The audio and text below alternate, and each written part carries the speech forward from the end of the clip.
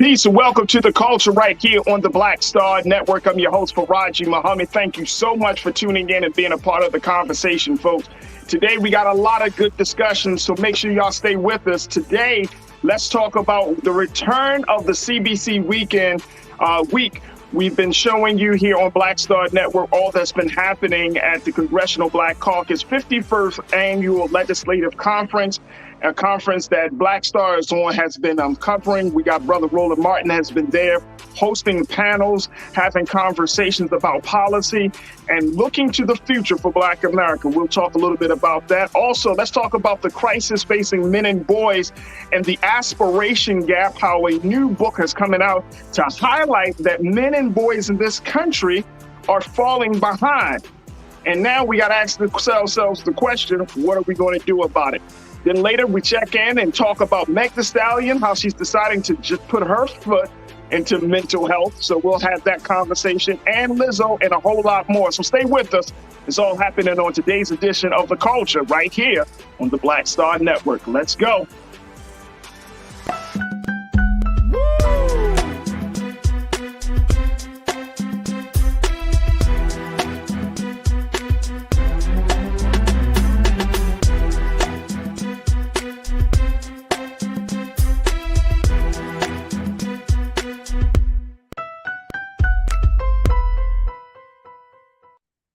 All right, folks, good afternoon. Happy Friday and welcome to the culture right here on the Black Star Network. Yes, it is Friday. I know you're feeling it like I'm feeling. Thank God it's Friday. It's been a heck of a week, folks, a heck of a week. We got a lot of great conversations for you today. We're going to first start off kicking off the discussions around and about the Congressional Black Caucus 51st Annual Legislative Conference that they're having, that's happening now in Washington, D.C. If you haven't checked us out at blackstarnetwork.com, you'll know that we have been streaming and covering all of the various events and seminars and panel discussions. Brother Roland has been hosting a couple of discussions, and more importantly, talking about the importance, the value of the CBC, especially after a 2-year hiatus from meeting in person. So this is coming like as a big family reunion. But today I wanted to just highlight some of the things that the Congressional Black Caucus has been working on the policy side. And take a look, folks, deliberate progress while we celebrate the Congressional Black Caucus. 51 years. Folks, it was back in 1971 that 13 Black political leaders decided to stand up. This was just a few years after the assassination of Dr. King, a couple of years after the Voting Rights Act was ratified. I mean, big moments. And now 51 years later, we're still looking at what is going to be the future of Black America. I want to bring in Culture Crew member Rashad, my man Rashad Staten, who is an analyst, he's an advocate, he's a nonprofit leader, and of course, he is also a political scientist. Sort of kind of I guess we could put him in that space, man. He loves politics, talking about it, especially when you're talking about people power movements. And so we want to have this conversation to look at some of the things that the CBC has been focusing on, especially for this year, for this particular moment that we are finding ourselves in this country. So when we get a chance, let's bring Rashad in. My man, Rashad. Hey, peace, Farajii. Hey, man. What's happening, brother? How you feeling? Happy Friday, Rashad. Happy Friday. It's my favorite holiday, brother. I'm glad we get it once a week, once a week. Celebrate the holiday early. You said it's my favorite holiday. I hear that. I definitely hear that, bro.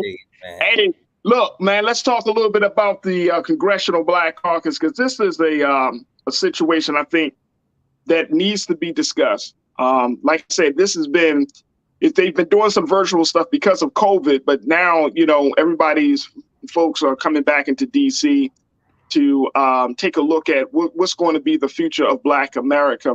And I was reading the Griot, April Ryan, she wrote a piece for the Griot about the CBC week. And, she highlighted how one brother said that this is one of the few spaces where you had Black elite and everyday folks coming together in one space. So I found that to be very, very fascinating and interesting that, this is all happening. And, if you were to say, okay, CBC, Congressional Black Caucus, and here, I'm going to be honest with you, Rashad. I have been critical about Black political leadership in general. I think I've been probably very critical of it since I started my career in media, because I feel like there's so much on the table for us. There's so many agenda items that we need to look at. There's so many things that we need to address that we don't have time for, quote unquote, traditional politics. We need revolutionary politics at this point, right? Yeah. And, my sentiment comes from a place of watching young people, young leaders like yourself and others in Baltimore and around the country saying, look, we need some drastic, dramatic change, not incremental, not, go along to get along type of political approach. What's your take on the CBC celebrating their 51st anniversary with this conference in the future of Black America? What do you see happening? Yeah, I am a component of a supporter of the CBC and the cause of what the aim of the convening of thought leadership of our elected officials from the federal level to providing that accessibility, those to the grassroots, to the local, to the state.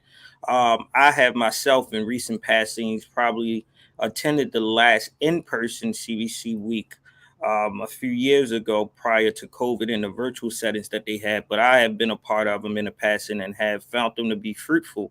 Also a place of regular convenience to, maintain momentum, right? And I've seen the places, what it offers to those that are young political aspirants and those that's just civically engaged, a space to, rub shoulders with these elected officials that you often would not have the space to do so, or to hear from them directly, interact with their staffers, parliamentarians, other elected officials, and other thought leaders that are behind the scenes of politics, right? And I think it's always fruitful in just understanding the history of the CBC and how it has grown tremendously with its impacts over the year. I agree with your sentiments as well that small incremental change is not necessarily a win, but when we have these regular convenings and we can acknowledge that it's in its 51st year following those historical moments of when it gave birth, shows that we as a people have found the need and still see the value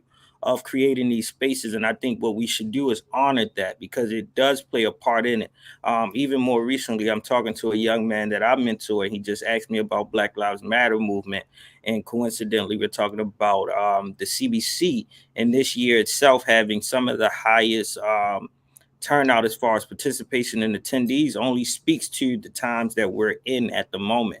Right, that the Black Lives Matter movement is our civil rights movement today, that we should acknowledge, praise, and give space and honor to, but understand that the value and the uniqueness of it, that our movements of today in 2022 is much of social awareness, to build some level of awareness, continuity, and some unification, rather uniformity. And what that allows us to do is reconvene on the priorities that we best see, but also create some measurement of accountability.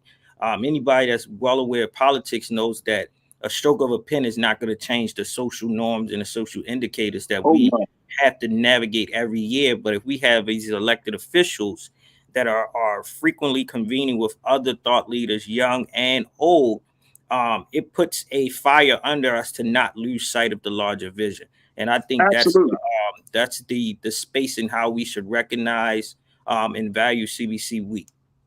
Absolutely. I want to throw some things up there, just some facts, Rashad, because I think that for especially some of our younger watchers, and maybe even some of our older watchers, they may not know exactly like who's a part of the CBC. So let's post this right there.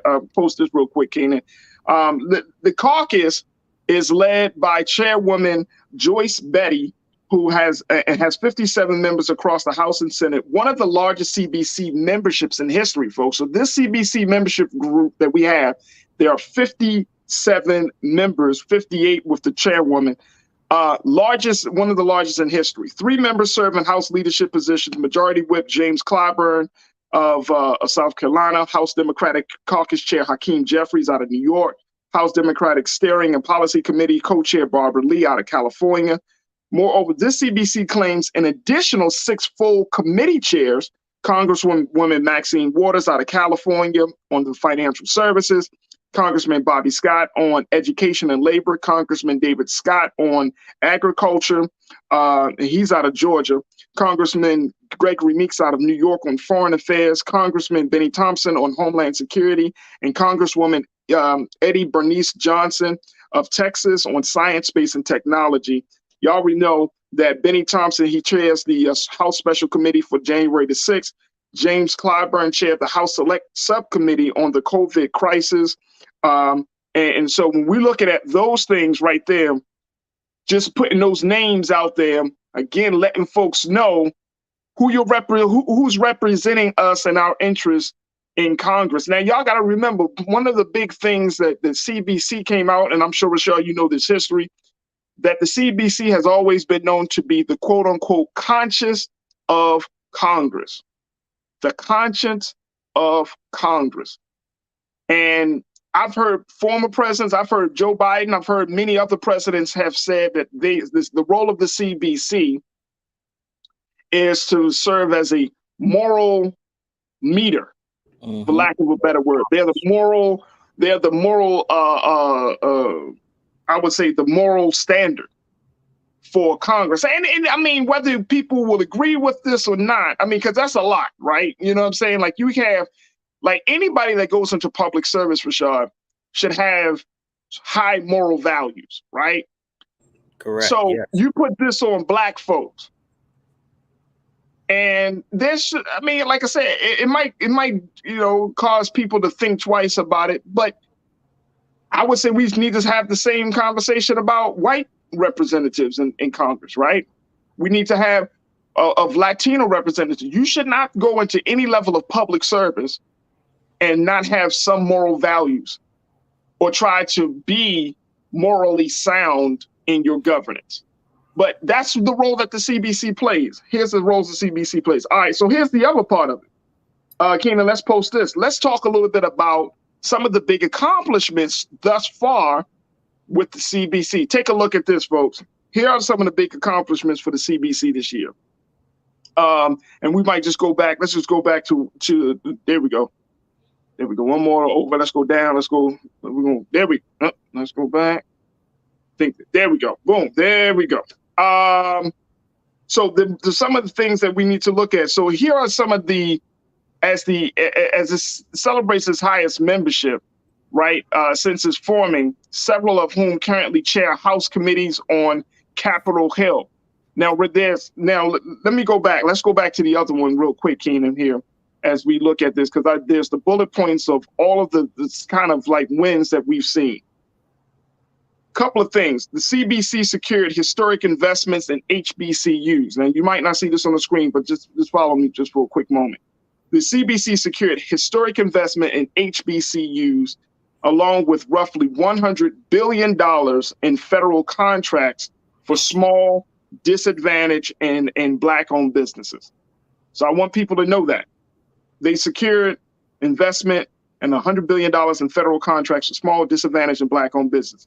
The CBC also pushed to ban chokeholds and no-knock warrants by federal law enforcement. So there's that point.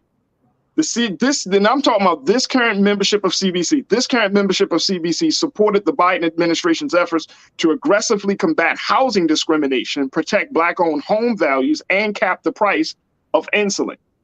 So that's another win. Important to note, this CBC led the way to secure 15. Now we could throw this up on the screen, please, Kenan. This CBC led the way to secure $15 billion in dedicated Environmental Protection Agency funding. Take a look, folks, to replace lead water pipes across the nation, and $65 billion to make high-speed broadband accessible and affordable to all Americans.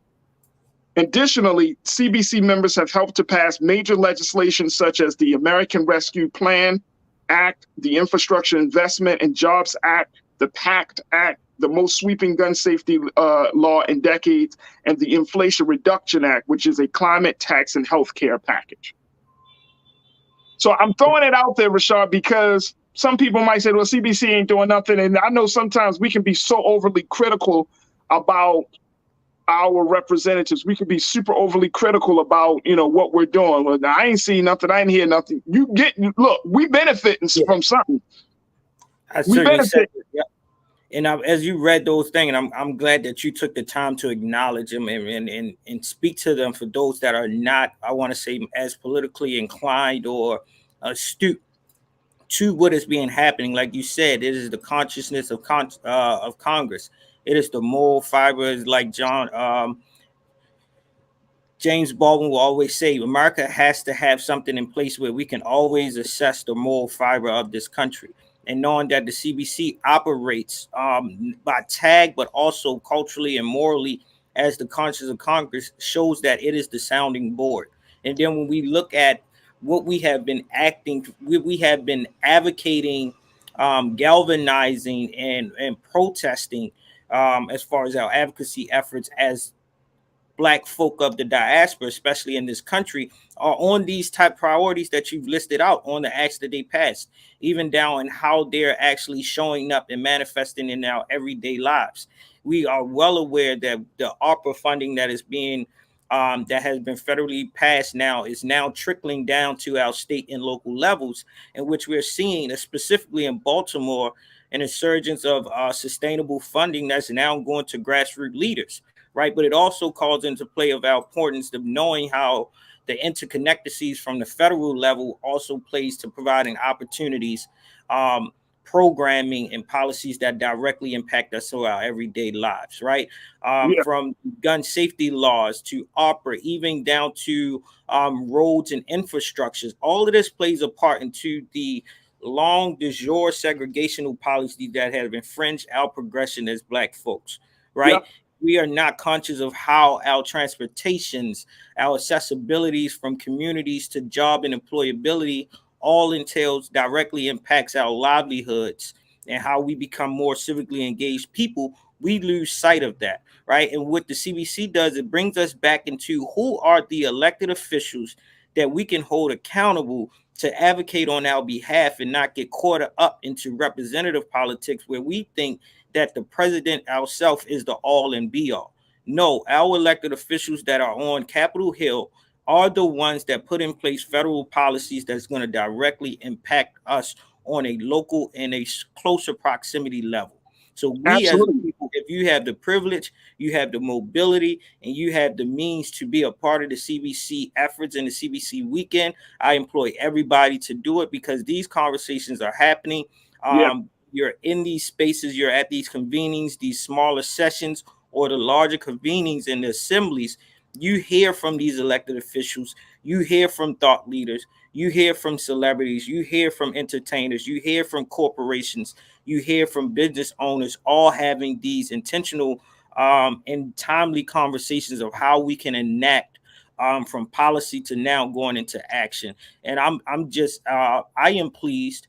I'm not saying that we have found the golden nugget, but we are at least trekking at the gold mine to make sure that we strike something, right? And we have Absolutely. seen these progressions. And I think that's most importantly that we learn, like you said, who is our elected officials in this. And what we have seen with this is the emergence of the 58 active members have shown that there has been a conscious passing of the baton, which we often do not see in the political setting itself, but down to having our representative Maxine Water, who's reclaiming her time. She's also reclaiming the leadership. And we know that they do an exceptional job.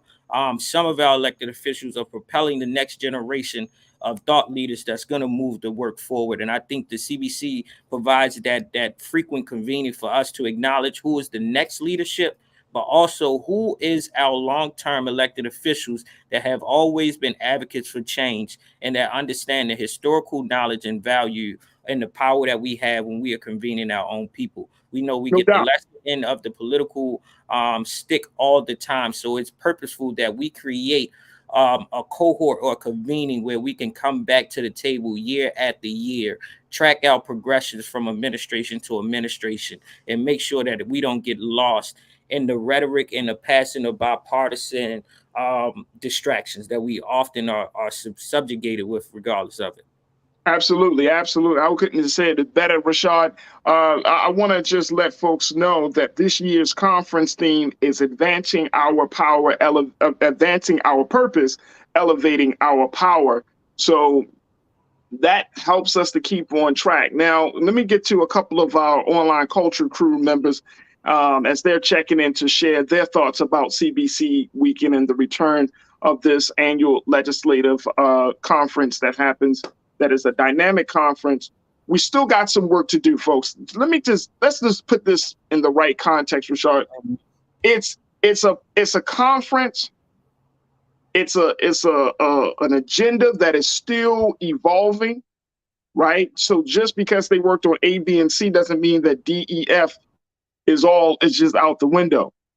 It's a evolving situation. The interest of Black people in this country, the political and social and economic interests and educational interests, these things are changing.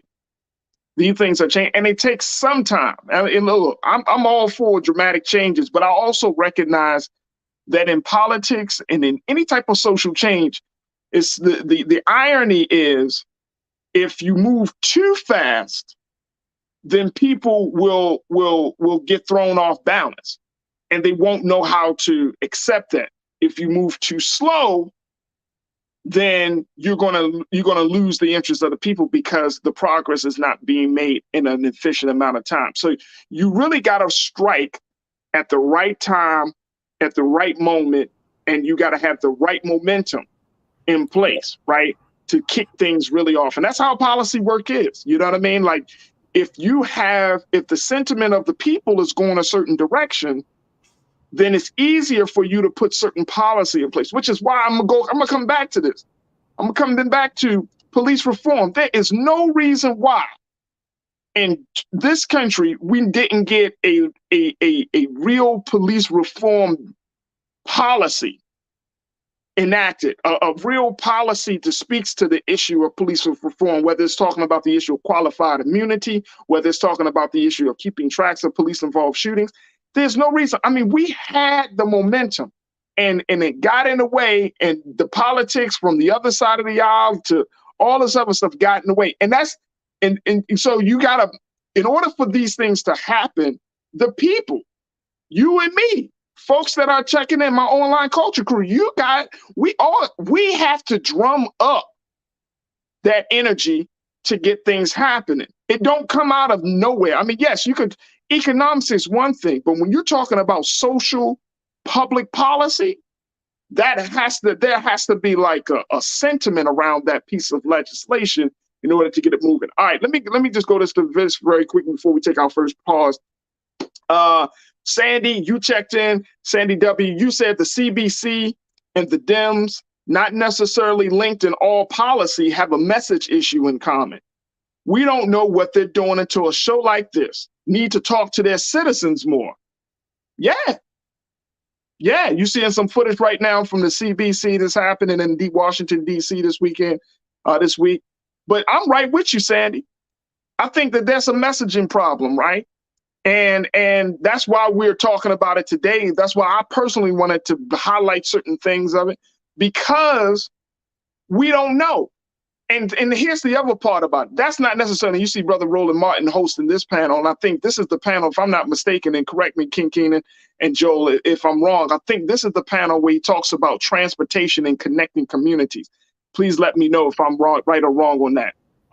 Okay, this is the Voting Rights Brain Trust. This is the Voting Rights Brain Trust 2022 midterm elections, protecting our voting rights from the courts to the ballot. And this, of course, is moderated by our very own Roland Martin. So this is about how we move forward into 2022. Is this streaming right now, Keenan? Let me know if this is streaming on our Black Star Network or not. And then we can certainly, okay, this is not streaming yet, but it will be streaming. Trust and believe, we will show you all of the things that you need to see from the CBC. But this is the thing, though, Rashad. The thing is, like Sandy said, it's a messaging problem. Mm-hmm. Now, part of that is not the CBC's fault, right? Correct. Because let me just tell you why. If you want to know about what's going on, if you wanted to know about what's going on with your favorite team, your favorite celebrity, your favorite cause, you go out and seek that information. Correct. I agree 100%. If you really want to know, you can go straight to the website. It's not like they got some dark site. Yeah. You know what I'm saying? They don't have no dark site.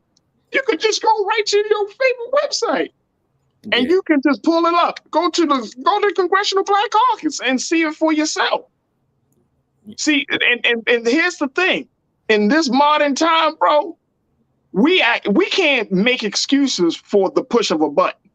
Right. We can't act like, oh man, well, I ain't even know. Bro, you go to get sports scores. You look up movies and all of those other things. We get information so quick. You mean to tell me we can't look on cbc.house.gov? Hey, so that what you're hitting is exactly why I love how you introduced me today on the day segment, but also why I love politics, right? I raised as an athlete only to be not scouted and needing to get admitted into school and find a way to get affordable education. That politics granted me that privilege to gain it, right? To gain that education. And once I started working in politics, I literally came back to Baltimore and said, you know what, a athletic sport is not going to change the dynamics and the success and the trajectory of myself and my family and the large community. That we must be mindful and put enough attention and time into understanding who is there at the decision-making tables with the stroke of a pen that's going to directly impact our lives.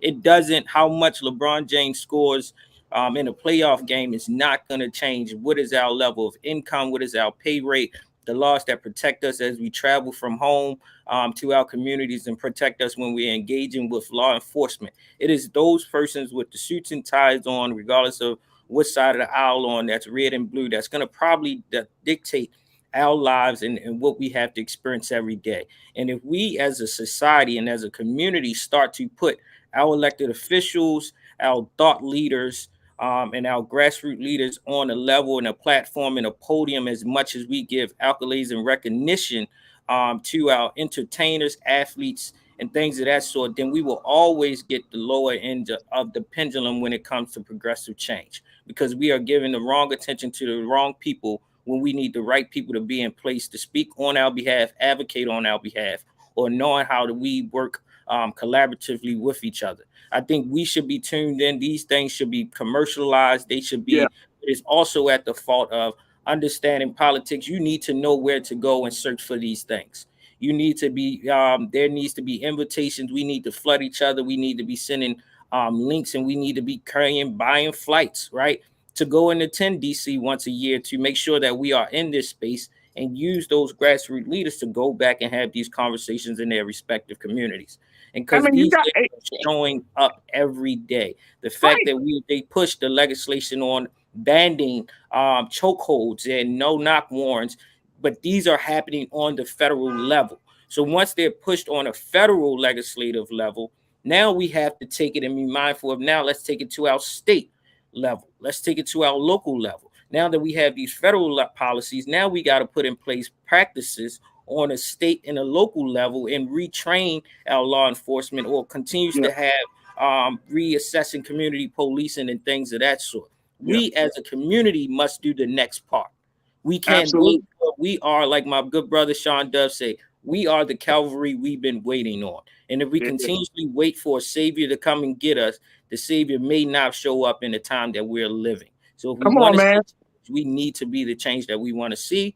We go and be convened and hear from those that are in thought leadership and power and influence, but we got to retain and exercise our own power at the same time and make no excuse that you don't know the answer. Not when we got Siri, not that we got Alexa, and we ain't got to search nothing in encyclopedia. You can literally press one button and find all the information that you need in a timely manner. Hey, look, man, real quick. And I agree with you wholeheartedly. And I think that's why, again, we need to have these conversations. When you look up what's happening this weekend, it's only very few places that actually are talking about this, right? And I'm saying even from Black media, we should be there. We should be present. I don't care if the New York Times doesn't cover this, or the LA Times, or the Baltimore Sun, or whatever the case may be. They may not cover this, right? But we need to cover this. We need to cover this, and especially when we're 50 years out of what happened in Gary, Indiana, with the Black Political Convention. I mean, all of this stuff is happening.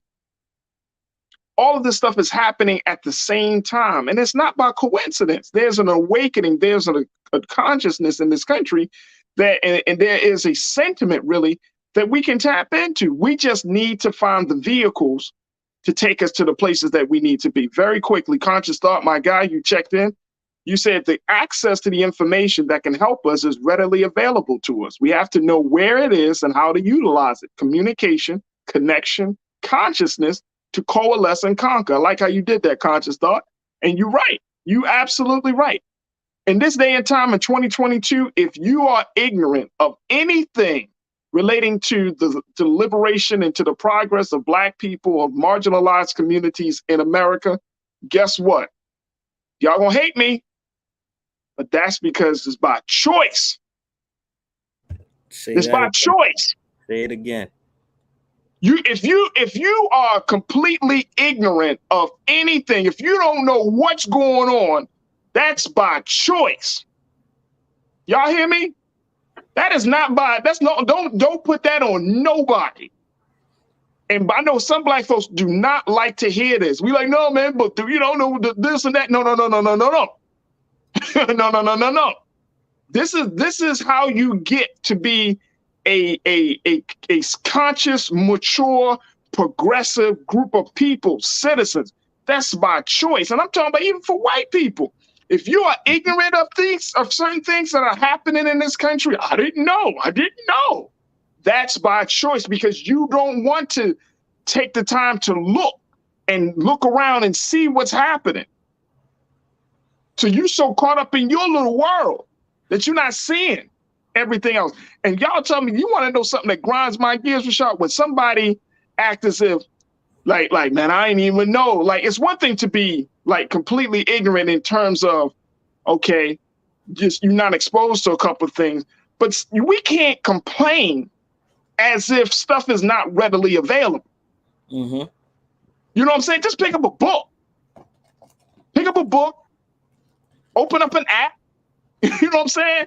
Change your algorithms. I mean, like change your whole frequency, bro. Like you can't. That's my choice. You can't be like you can't. If Black people, you can't tell me in 2022, Black people, right? And then look, and I know this might sound harsh, and I'm not. This is really coming out of the space of like we got to grow up, because we've been so coddled. Because we always screaming, "Where's Black leadership? Where's Black leadership?" What do you think Black leadership has been doing? Some of the greatest Black thinkers, greatest minds, they're in their 80s. And you mean to tell me you still looking for somebody outside of you? What we talking about? We looking at people, we like, man, where's the next Malcolm and Martin? You are the next Malcolm. You the next Martin. Where's the next Elijah? You. Like, I mean, seriously, like, what's the point? We want to run Black leadership ragged. Mm-hmm. Raggedy, bro. We want to take them all the way to the ground. Then when they die, damn, that's messed up. Who's the next one? You ain't recognizing and honor them in the space in which they was occupying. Come on, and then you check this out. Here, you want to hear something funny very quickly? We run Black leadership raggedy, right? We say they ain't about nothing. We ain't doing enough. All this stuff they pass on. They become an ancestor, right? Then guess what? We're looking for the next one. And then we wonder why young people don't want to be in leadership positions. I don't know why young people don't want to step up. Because serving Black people is hard as hell, bro. I mean, seriously, serving Black people is hard as hell. It's one of the hardest jobs in the world to serve Black people in America. It's hard as hell, bro.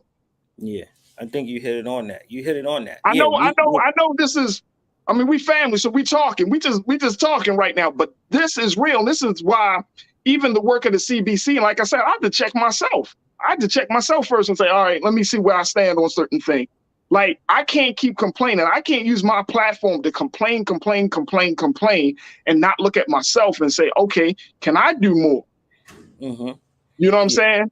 Like, even if we, for example, I know that, for example, the CBC, is doing some great stuff.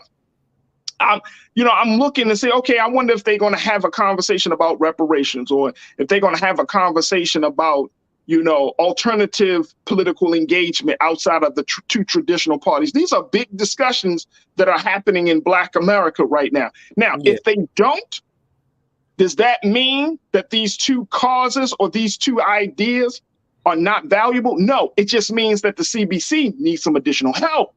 Yep.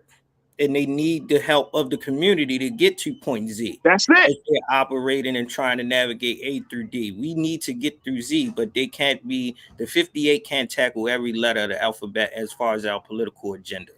Right. And I think that's what you're saying. And what we're saying, when you have shows like this, Black owned networks, Black owned businesses that are using their platforms to lift up and raise the consciousness and awareness of where we need to be knowledgeable of, when we learn of it. We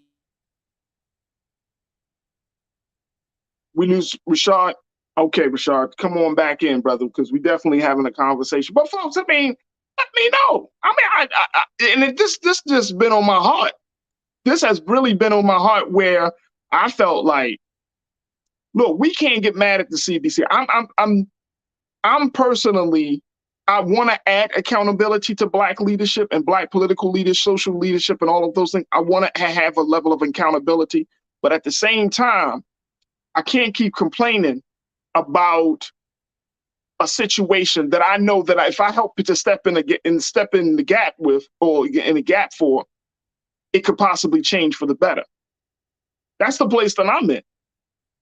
That's the place that I'm in.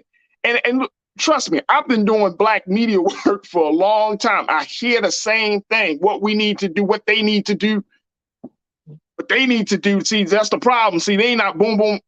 In every city in America where Black people are found, same conversation. Whether it's Baltimore, Los Angeles, Chicago, it's the same conversation. We don't see this, we don't see that. Nah, bro. Nah. We in a different time. We're in a different space when it comes to leadership in this country, right? And the different time and the different space that when it comes to leadership in this country, requires us to get actively involved. I'm serious. That's what happens. We have to get actively involved. So I'm happy that the CBC has made some strides. I mean, look, this is, for the past couple of years, you all know, this is probably one of the most stressful times in the American history for Black people in terms of the past five. I would say past, let me see, we'll be almost 2 years in since Trump got in office, we started to see a lot of stuff kind of just dissipate, right? As a result of that, who do you think is going to come to save us? I'll wait. Nobody. We got to think through this on our own, but we got the brilliance for it. We got the brilliance for it. We certainly got the numbers for it. And here's what we really got on our side. We got the sentiment. So many of us, or all of us, I'm gonna make a broad generalization. We are dissatisfied about something about the quality of life here as Black people in America. I don't care if you're rich or poor, you got two homes or one. I don't care if you work for the government, you work in the private sector. I don't care where you are. You are dissatisfied about something as it relates to your life in America. If you are all good, as a Black person, if you are all good about life in America, and I'm talking about across the board, I'm not talking about, just one or two things. I'm talking about across the board. If you feel like the state of Black people in this country is good, then this conversation ain't for you. But I feel like that number is so small. Y'all feel me? That number is so small compared to those of us who are dissatisfied. Because at the end of the day, no one wants to pass this shit on to their children. Come on, man. I'm going to say it just like that, because it's Friday. It's right. It's Friday. No one wants to pass this shit on to their children, man. We tired.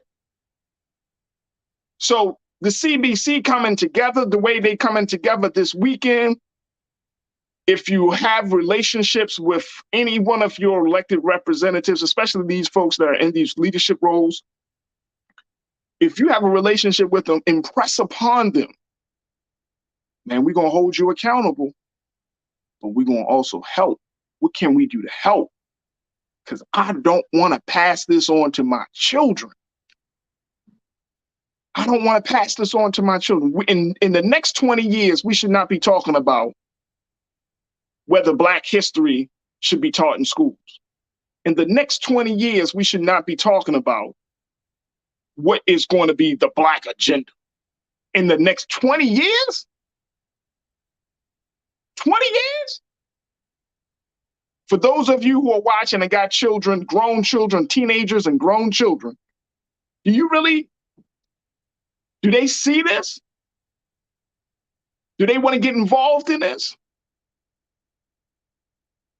You feel what I'm saying? Like, is this what we want? Is this what they want? Is this the future they want? They might feel like, oh man, it's all good. I mean, yeah, we got a couple of setbacks, but we at a crisis point in the sustainability of our future at this point, folks. A crisis point.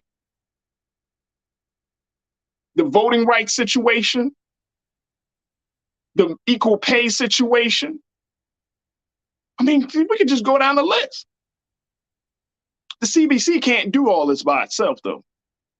I'm clear on that. They can't do all this by itself. And if we sit back on our hands and expect the 58 people to determine the future of millions of Black people in this country, just 58. And this is just in the political space, because we didn't even include folks from other schools of thought in that conversation, right? We don't have the pastors and the ministers and the imams. We don't have the activists there. We don't have the entertainers. I mean, you know what I'm saying? But if you expect 58 people to determine the future of a small nation of people, which is us, over a 5-day period, right? You think they're going to lock it all in? Come on. That's not happening, y'all. That is not happening. That is not happening. We got a lot of work to do and a lot of ground to cover. We celebrate the wins because that's good for the heart. That's good for the spirit. We got some wins in. Take a breath. Take a moment to reflect. Take a moment to recalibrate and regroup our efforts. Then we go right back to the battlefield. Boom. All right, what's next for us? And even in this 58, Keena, throw that list up for me one more time, brother. Throw that list up very quickly as we close out on this. The 58 people that I named. Take a look at this, folks. I'm gonna just share this with you. Look, you got to ask yourself, majority, and this is certainly no shade. I don't want y'all to think about. I don't want you to. And this is not the spirit in which I'm saying this in. Majority with James Clyburn, Hakeem Jeffries, Barbara Lee, Maxine Waters. How old are these people? They've been in this thing for years. Bobby Scott, David Scott, Gregory Meeks, Benny Thompson. How old are these people? How old are these servants?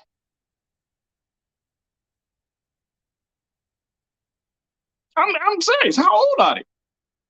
60s, 70s, 80s. Now, we don't put them out to pasture. No, not at all. But we do have to figure out and say, okay, what's the pathway? What's the mechanism by which we can start to groom? Representative Cori Bush, the representative out of Missouri. Keena, let's post this second quote up on the screen very quickly, bro.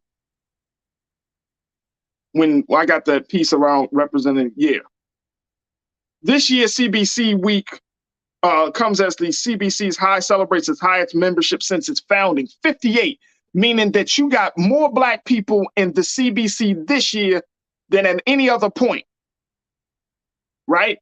Check this out. Several of whom currently chair House committees on Capitol Hill. So you got more Black people in elected roles, more Black people in leadership positions, right? Y'all follow me?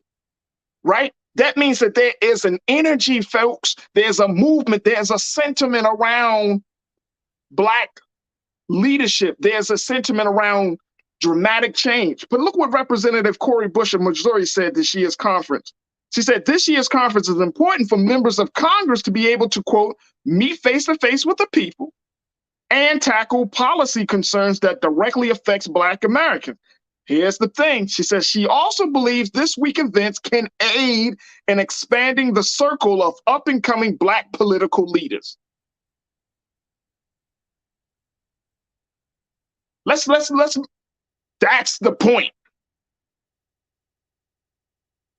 Those who have come before us, who have paved the way, who have blazed the trail,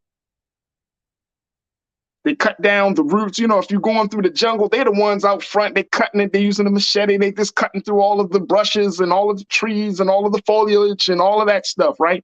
But behind them, you got the young warriors. And if there isn't a mechanism to start funneling some of these brilliant thoughts like a Rashad and others, y'all seen them on this show, because I take pride in highlighting some of the young, brilliant Black thinkers and the brilliant progressive thinkers. They're not always Black, but they understand the struggle and the plight of Black people.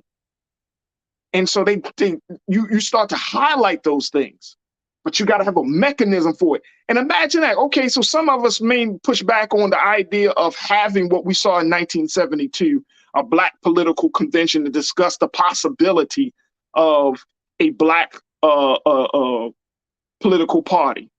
What's stopping the CBC from becoming a clearinghouse? Because they got the veterans, they got those who understand the struggle, they got those who understands the inner workings of government. They could become a clearinghouse in some way, shape, or form for new Black political leadership, like Representative Cori Bush said. I mean, this is look, this is the move we got to make. This is the move we got to make. I don't want to keep burdening all of those older Black leaders, Black political leaders who have put in their time. I'm not talking about whether, they were da-da-da. You know, here's my thing very quickly as we wrap up. I learned some time ago, when we have conversations about Black political leaders, a lot of people tend to look at like a Jesse Jackson, Reverend Jesse Jackson, Reverend Al Sharpton, and they just throw them to the side, right? Because they got a complicated history. But something that I was always taught is that you never throw away the good works of any worker, right? So just in despite how you may see these men and these women, right? I truly believe, and this is me, I may be naive as hell, but I truly believe, even though Jesse probably, was in certain spaces with certain people, and Reverend Al is in certain spaces, and we see some of our Black political leaders, I truly believe that in their heart, they want to see something better. They just got a different view than what I got on how to reach it. But it doesn't mean that they're not valuable. Here's my point on that. My point is this. We can't throw away those who have laid the path, who have laid the steps for us to move forward. Because no other community or group of people do that. Nobody says in the Asian community, they look at Mao Zedong. Nobody says, oh man, he's old. Nobody says, when you look at any group of people, they don't throw away their, oh man, he's old, man. We need something new. They take the good of what that person brought and they build on it. And at this point, I'm not here to destroy people. I'm here to build with people. If we got energy to destroy, let's destroy the system of white supremacy. But if we trying to build, I'm trying to build now. I'll save that destructive energy for the people that are responsible, for the systems that are responsible. But I'm not trying to destroy Black people in the process. I want to build. Let's take the good of what you've done so far. Let's build on that. You got some good ideas? Let's build on that. That's the way we move. Let me just check it in very quickly. We're going to take a quick break. And I just want to share with you what some of you are saying. Chris, you said, I agree on the messaging issue. The Democrats getting their message across to all citizens will go a long way. For those apathetic voters who may or may not vote this fall or in future elections. This is right. This is real. So we got a lot of work to do. We got a lot of building. I know about my brother Rashad, he had to drop off and he said he's going to try to come back in, but I want to thank him because I know he was limited time with him. Did we got him? Okay. Yeah, back on, brother. I got you. I know you got limited time, bro. So I ain't want to, we just talking, man. Me and the culture crew, man. We just chatting it up. Important, brother. I think this is important. I think that I'm glad that you took the time to speak on these, right? Because we know it's not being properly communicated, promoted, and broadcasted, but it is still purposeful and it's timely. And we can't use the excuse of ignorance of not knowing to deplete the level of progression and collaborative and intergenerational opportunity and space building that this offers, right? Like you said, that being a sounding board and that being a clearinghouse of who the next elected officials is critical. And it's important that you had taken this time to lift it up. Hey, let me just throw something in there because I see a couple of my folks checking in, and I appreciate this. This is very quickly as we're going to take a quick pause. I'm going to give you a moment, Rashad. Infamous Kiki, you say, but the old guard call us radicals and throw us under the bus. They don't know. Yeah. Kiki, they don't know. You know what I'm saying? And this is why we got to have a conversation about rising above emotion into a certain thinking, because yeah, they do that now, but they do that out of ignorance. Mm-hmm. You see what I'm saying? So, but what's more important, to go back and forth with the old guard, or to say, okay, old guard, that's you, but we still gonna go higher? I'm trying to, you know what I mean? Like I don't want to go back and forth with the people that laid the path. And I know some of them are, but that's not all of them. That's not all of them. We work with those who want to work with us to build a better future. We may not be able to get them all. We may not be able to get them all, Kiki, but you know what? I'm gonna work with those old guard who say, all right, well, we see some value in what y'all saying. Look, I am tired. Y'all got the energy. Y'all got the fearlessness. Y'all take it to the next 50 yards. Y'all take it down the stretch. Take it to the home stretch. Because you mean to tell me out of those 58 members, they all feel like they want to hold us back? No, I don't think so. I don't think so. And this is the part about the generational piece very quickly, Rashad. We have a conversation with them. And it could be a closed door conversation. Be like, look, man, y'all been holding the reins for too long. Y'all not trying to help. Now, are you going to help? Or you want to position yourself where you now the enemy of the generation that you've been praying for? Because we the answers to your prayers. Mm-hmm. You said you want a generation that's fearless. Here, bing bong, here we are. You say you want a generation that's not concerned about the norms, the current norms. Here we are. You said you want a generation that sees the big picture of progress. Here we are. Mm-hmm. You said you want a generation that's going to you want to live to see the systems of injustice and inequity being broken down. Then use us as the tool.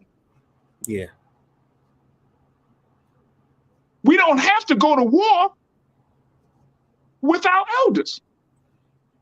And if they want to go to war with us, just politely pull them up on a card. Like, do you know what you're doing? Like, why are you going to war with me when you prayed for me? Mm-hmm. This ain't Frankenstein, baby, where you start to go to war with the thing you created. Ain't gonna make no progress like that. Well, you ain't doing it right. How about you give me a chance? Because we gave you years.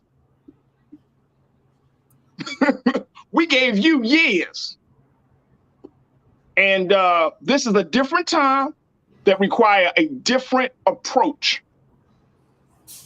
And most of us in this generation, we are connecting with white people, Latino brothers and sisters, Native Americans. We could bring a whole coalition of folks to be a part of the conversation. It ain't just gonna have to be just black. Because white people are getting to a better consciousness. We had a conversation about that yesterday. Native Americans, Asian, I'm talking about the young college student, the young professional. You work with them too, Rashad, you know. Mm-hmm. They're not in the same frame of mind as our parents and our grandparents. Yeah. And that's by design. The consciousness is different. Let's tap into the consciousness of each one of those communities and be like, well, look, don't y'all tired of this stuff too? So I just wanted to kind of put that out there. You know what I'm saying? Like we do have to remind Corinna of Conscious Thought. You said we must teach and remind our young people that it was young people who were always the leaders of our movement. And guess what? The people that are running the CBC, they know that, because guess what? They were young when they got into the movement. Correct. See that. Al Sharpton was 18 when he went to the Black Political Convention in 1972. He was a young man. They'll give you a little pushback, but then you have to remind them, be like, wait a minute, Congresswoman, what, you 17 when you heard? Yes, you're right. You're right. Give us our chance. Let's let's work together. I'm telling you, I'm not going back and forth with no elders, man. We're going back and forth over strategies and tactics. The end goal is still the same. All right, Bashar, go ahead, brother. We got to take a quick pause. What's your take? No, I think that humbling approach of reminding those of how they started to where they are now is always the best approach, especially in progressive movement building. And like I said, I think with the humble approach to being service oriented, in addition to having knowledge of the historical transition and progression of it is important, right? The last audience member that was watching and gave the comment spoke to, these safeguards and these gatekeepers and not passing that baton. But we got to be mindful, like you said, that we have seen this in every movement that we've had as a Black person, right? Yep. We have seen John Lewis uproot the seating of Martin Luther King when operating from SNCC. We have seen Stokely Carmichael take the seat from John Lewis, right, which is now Kwame Ture, because he thought that the approaches was of nonviolence and submissive action towards white supremacy and things was outdated, right? We see the emergence of the Black Panther Party that understood the militarization and defending our people amongst police and law enforcement. These have always been that purposeful, I want to say conflict of progression that we have to challenge and make sure that we are modernizing our approaches and our outlook of our communities, right? We have always seen that, and we have always seen that. And what's more importantly to lift up and honor is that the CBC weekend allows us to bring back that purposeful intergenerational approach of the critical issues, because we are all dealing with it and navigating it in itself. So conflict is not always a bad thing when we are always aligned to what is the larger picture. And the larger picture in itself is the fight is never over until we don't have to fight again. There it is. Still fighting. We may have to pick new guards, new generals, and new leaders, and still have the same framework that can still change the world today. Hey, look, very quickly as we wrap this part of the conversation up. I'm a true believer that the condition and the place that we find Black America in, the hands of the divine is over us still. Even in our darkest moments, even in the struggle, even in the pain, even during the injustice and the inequities, even during all the hatred, I truly, truly believe that the divine hand is over our struggle. So we are at a point that and this is the part of it that we tend to forget about. We don't want to think about. We think it's just policy, political, economy, social. But there is a universal, I would say, divine movement that's happening because of the consciousness of people are changing. Policy don't necessarily change consciousness. It's other things that get people to think differently, right? Policy helps, But that is an effect of a cause. The cause is people are changing their thinking. So we got to look at that side of the conversation as well, Rashad, that this is not just some ragtag situation. This is a divine situation. Because how long do you think Black people are supposed to be oppressed?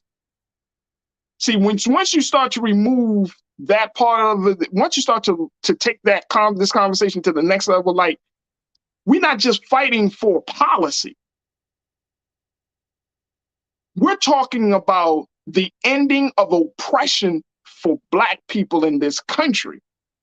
And that's what we're looking at, despite all of these changes. There is still, the ultimate goal is that we are free. We ain't slaves no more. We are free.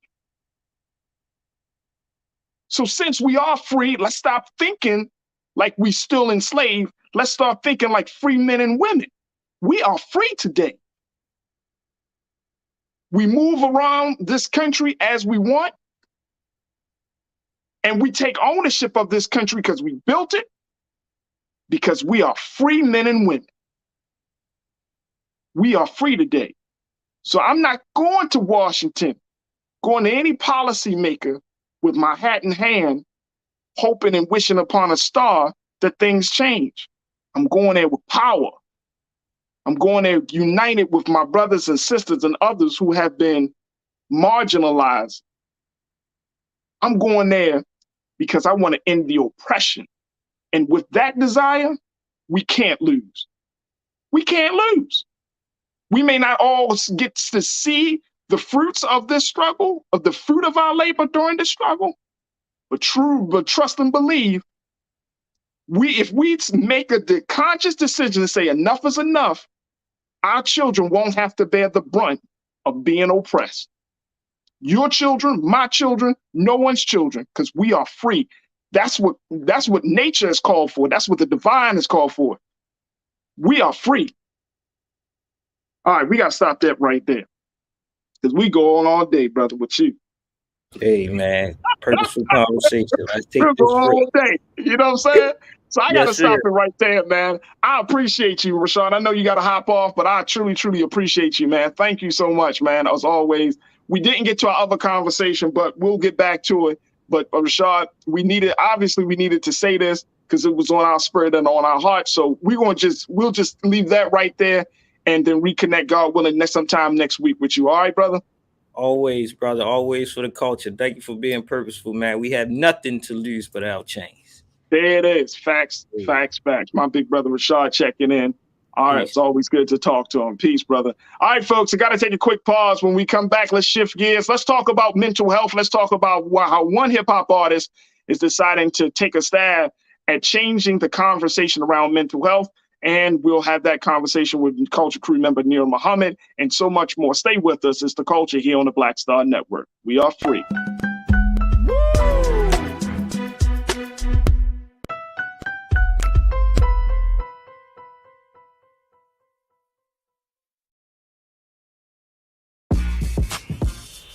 When we invest in ourselves, our glow, our vision, our vibe, we all shine. Together, we are Black beyond measure. Pull up a chair, take your seat. The Black Tape with me, Dr. Greg Carr, here on the Black Star Network. Every week, we'll take a deeper dive into the world we're living in. Join the conversation only on the Black Star Network. I'm Deborah Owens, America's Wealth Coach, and my new show, Get Wealthy, focuses on the things that your financial advisor and bank isn't telling you, but you absolutely need to know. So watch Get Wealthy on the Black Star Network.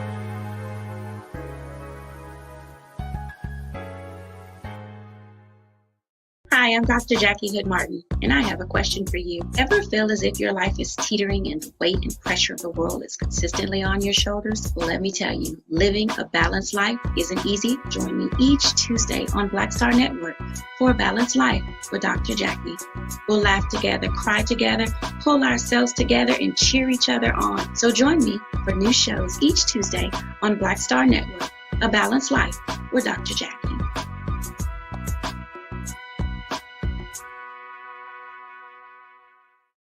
When we invest in ourselves, we all shine. Together, we are Black beyond measure.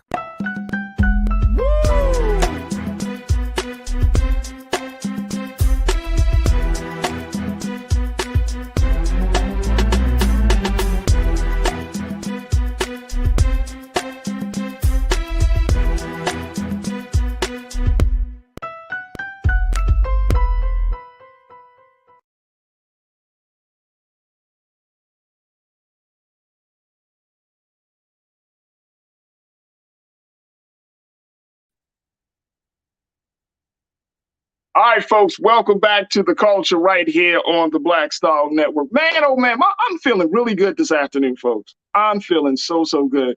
It is Friday. We got a lot to talk about, and I'm just so happy that many of you are checking in. If you are a new watcher, welcome to The Culture. If you're involved, if you're in our Facebook chat or if you're in our YouTube chat, man, oh man, I know my online culture crew got you.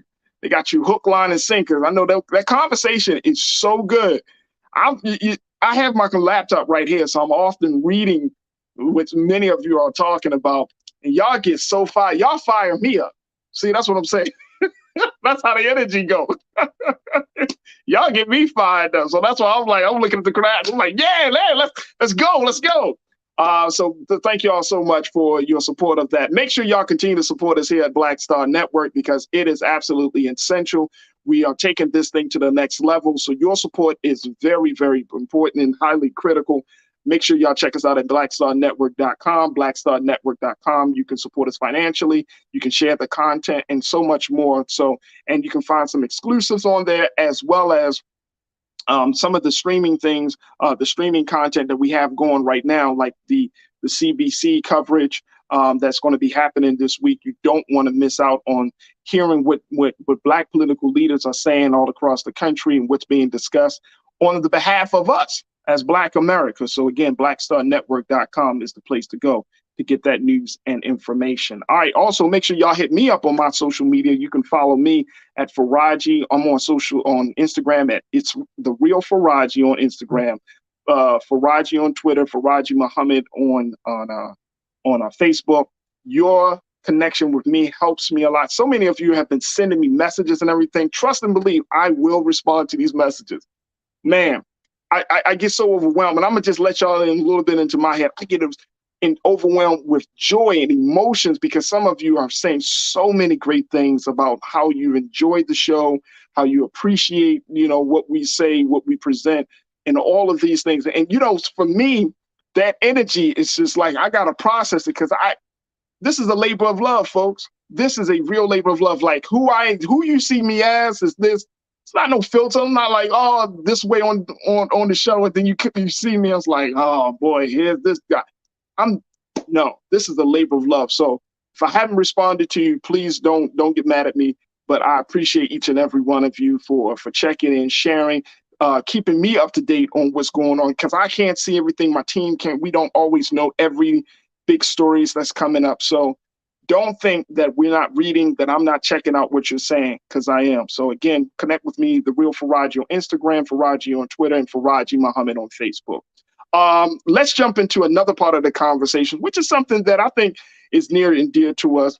This is the conversation about mental health awareness and having the discussion about therapy and getting the necessary services and resources that you need when you're dealing with mental health issues. Now, we know that mental health has unfortunately become like a catchphrase. A lot of people have talked about stopping to doing things in their professions, from athletes to entertainers. And now there's a whole conversation about therapy. There's a whole conversation about getting some help. There's a whole conversation about self-care and healing.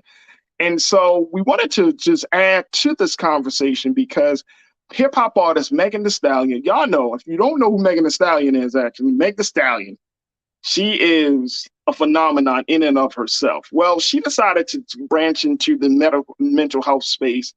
And it's not because she just wanted to do something. She actually has when she talked about going to school, she gone to school to deal with mental health services. And that's what her degree is in.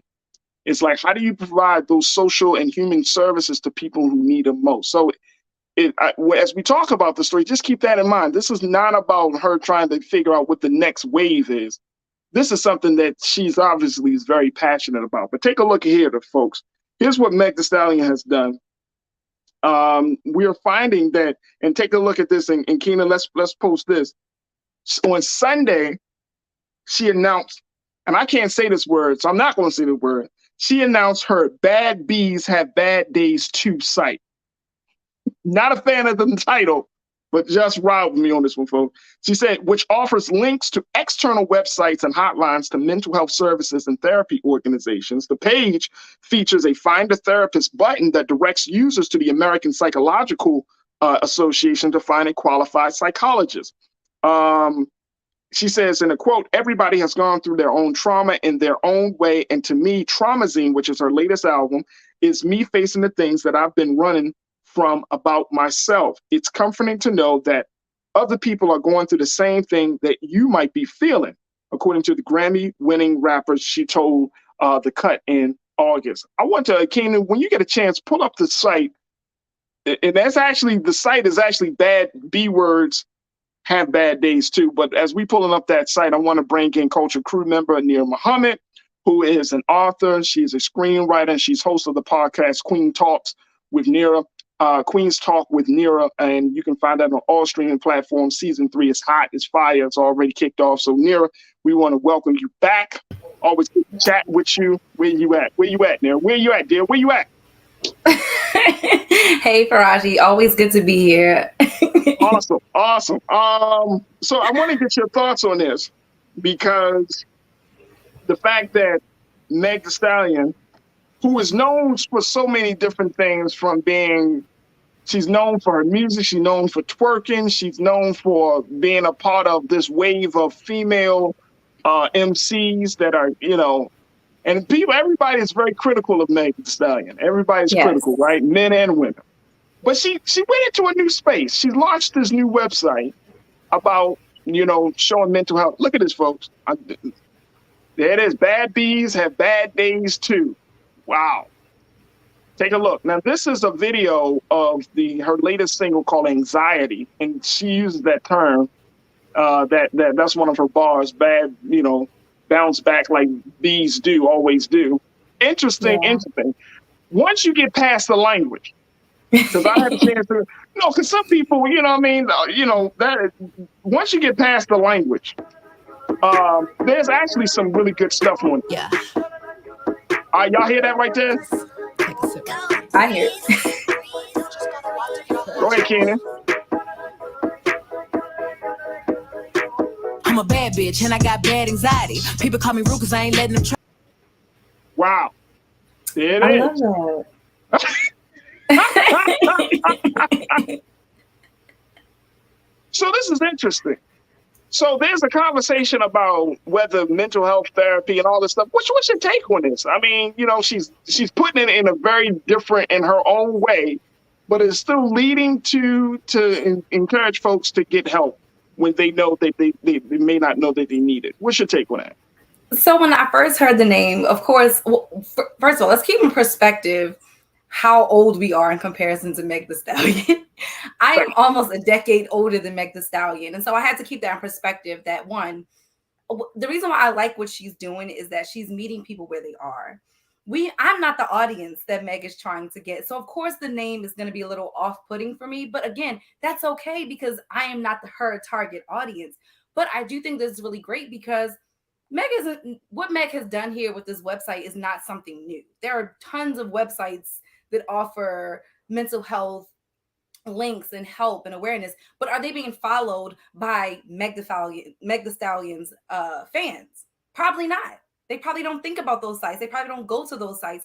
And so she's tapping into a different generation of young people who, and even women my age. I mean, I'm a fan of Meg The Stallion. I listen to her music, but I also don't take what Meg The Stallion says as face value because I'm, getting 10 years her senior damn near. So, it's a different connection there. But I think that what she's doing is really great because while we do see all these images of her twerking and shaking her ass, she's showing like that's not the only side of me that there is. And, I'm a huge advocate for women being their multi-colorful, multicultural selves. Like, we are multifaceted. We are not just one thing. You don't have to, just because you have a degree doesn't mean you can't twerk. And just because you twerk doesn't mean you can't have a degree. So I love that entire messaging that she's putting out there.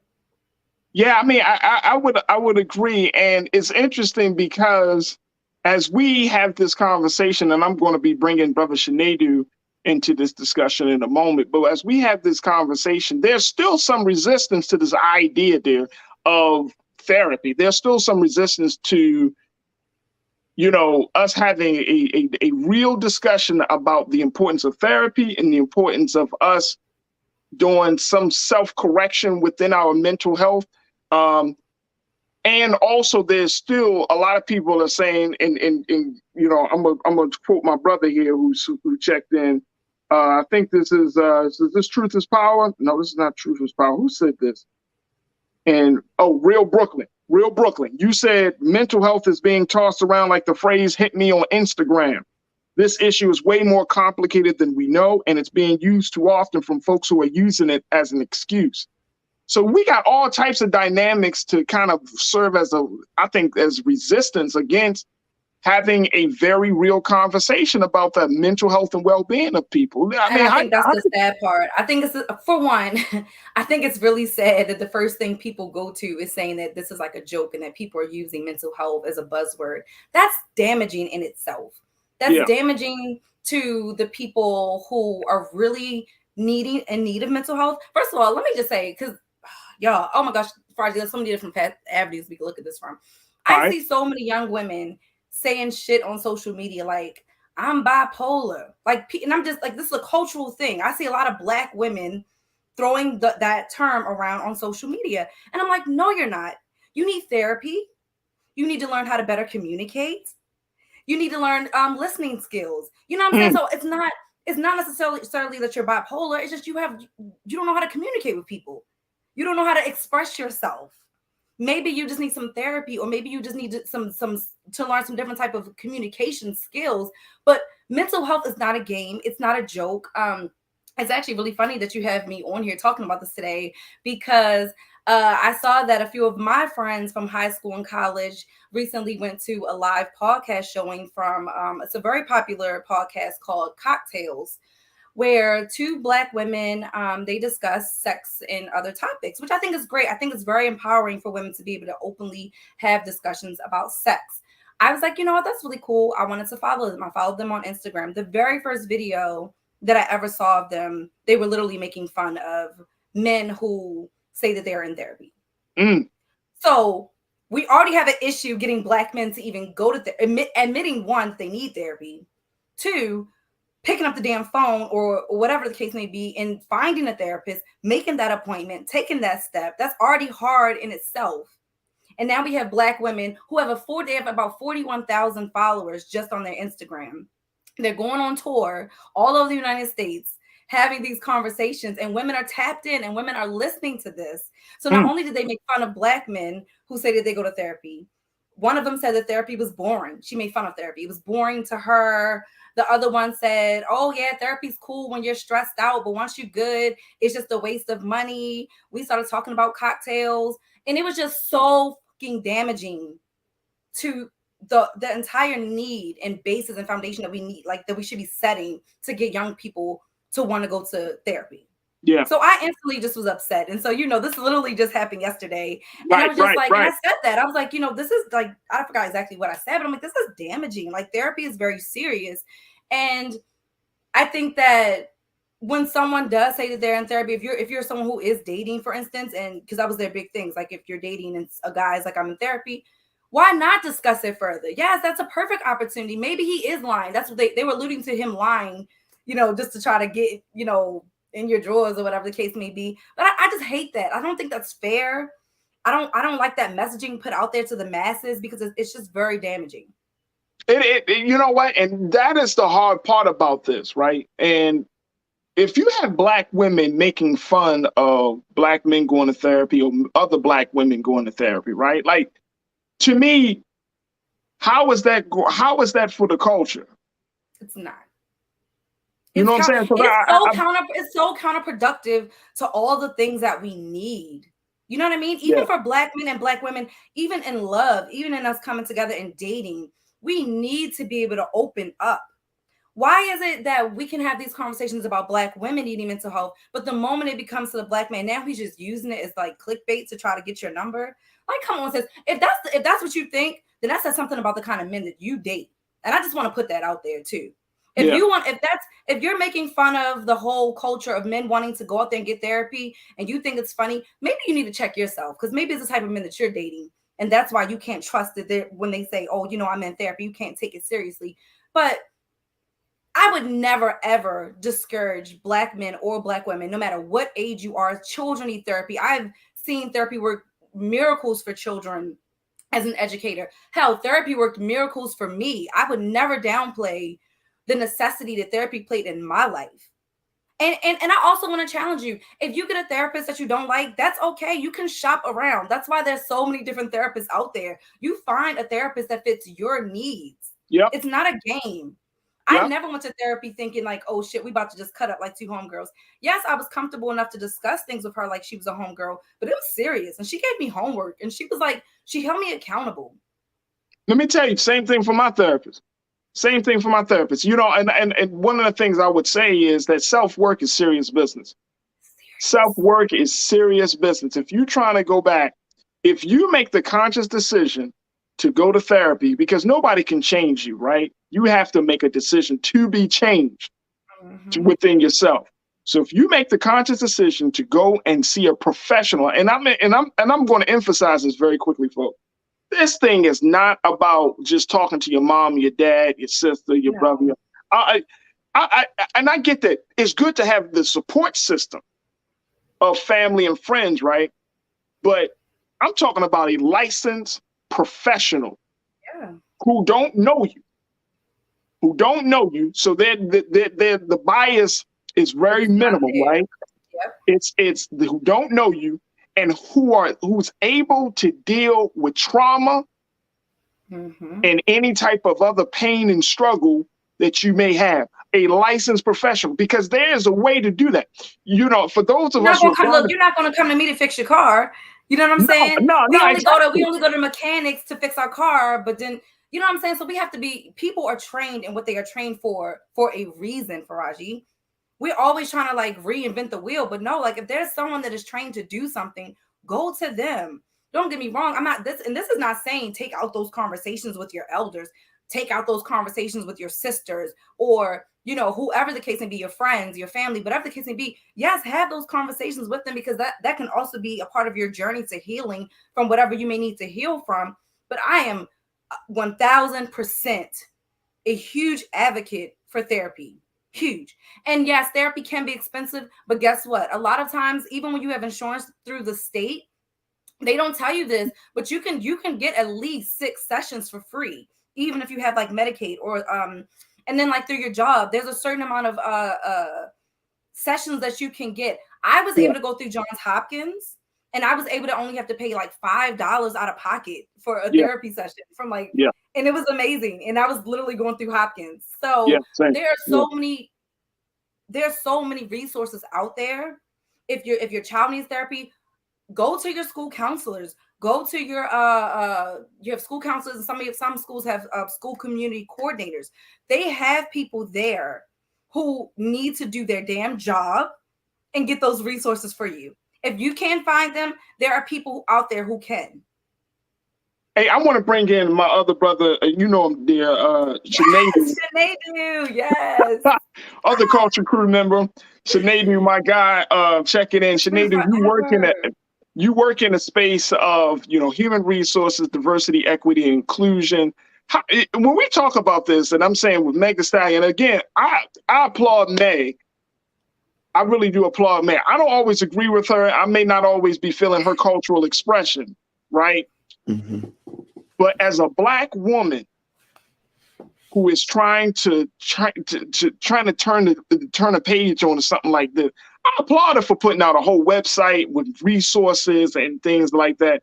Because once you get past the front of the website and you start to actually click through the website, that's credible, legitimate services. These are institutions, government agencies. These are credible, legitimate services that you can go to get some help.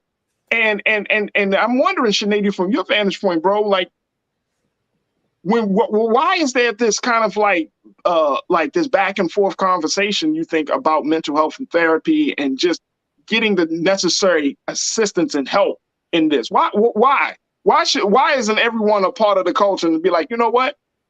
Yeah, I may need to see somebody. I may need to see a licensed professional to resolve some of my personal issues. Thank you for having me. I'm gonna say a couple of things. I'm gonna shake the room. Go ahead, shake it. Couple of reasons. I to be honest, I would say Christianity is one of them, because it's this whole thing of when you have an issue, go to church, and but it's only for specific things. Like when you're starting to feel like you're quote unquote crazy, it's go to church, right? But when you feel sick, it's not go to church, it's go to the hospital. When your car is broken, it's not go to church, it's go to the mechanic. So it's a selectivism within our culture, is one thing. Second is, we believe that this is white, that issues are white, because as Black people, we don't always address our mental issues for many reasons. And I think when I think about Megan Thee Stallion and her bad bitches go to therapy, I think it's genius. And I'm reminded of Malcolm X and his whole concept of by any means necessary. I think people forget what that actually means. Look at two examples of why what Megan Thee Stallion is doing is ingenious. Look at the opioid epidemic, and let's just stay on the opioid epidemic. At first, when it came to opioids, no, not opioids. People who did heroin. At first, it was, telling everybody that they needed to stop, they need to stop. And then researchers realized that actually people are dying because they're not doing it cleanly. So then it became safe needle exchange programs like the one that we have in Maryland. And then you realize that the deaths go down. What does that mean in this context? You said earlier that, Megan Thee Stallion using the terms, you don't like the terminology. But the thing is, the people who need the services the most are the people who speak the language that she speaks. I said That's that. true. Her title is perfect for her. Yep. Sinead, hey, look. Yep. Personally, I know. You know what I'm saying? It's like for her, I get she's it. meeting her audience where they are. I get Absolutely. it. I totally get it. So that's why I'm not gonna harp on the title. Like I say, it's a little jarring to say, bad bees don't have bad days. You know what I'm saying? I mean, I just got issue with the word, the B word, but I get that. I totally get it. So, but I'm not going to harp on it. He is so bad, like with this, like when I say he hates the B word, it is so funny. I can't do it. I can't. Like, there are two words that I can't get with the B word and the N word. I can't get it. Even if you try to use the N word as a quote unquote term of endearment, they take that so serious. Like I remember when I first came into like the Nation of Islam, like they did not play like in MGT.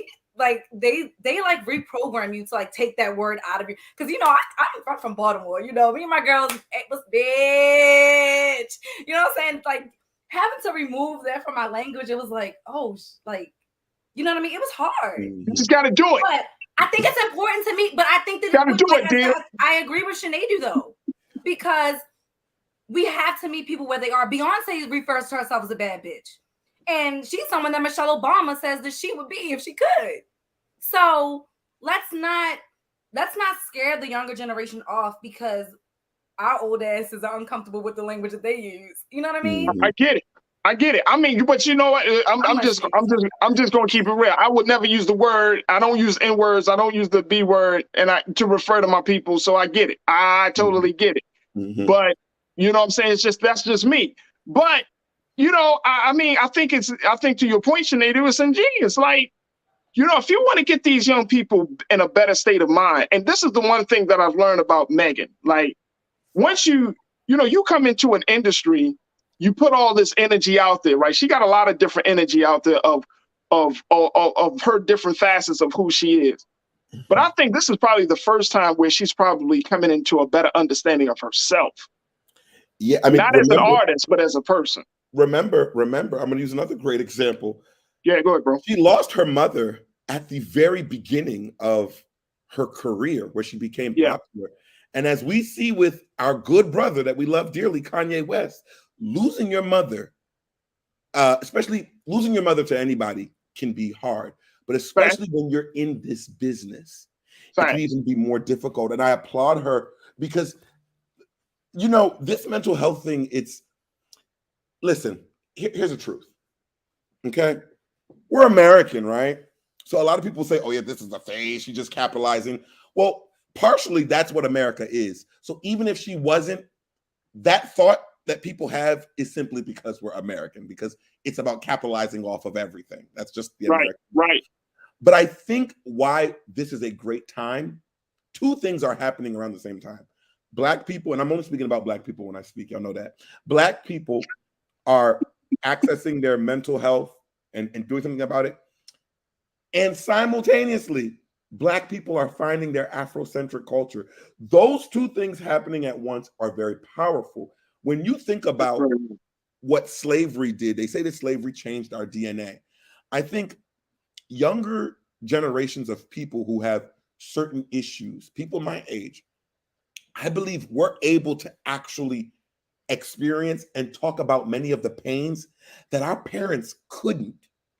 And when you think about that, you grow older and you realize that, daddy came home from work and he was upset because he couldn't express, right?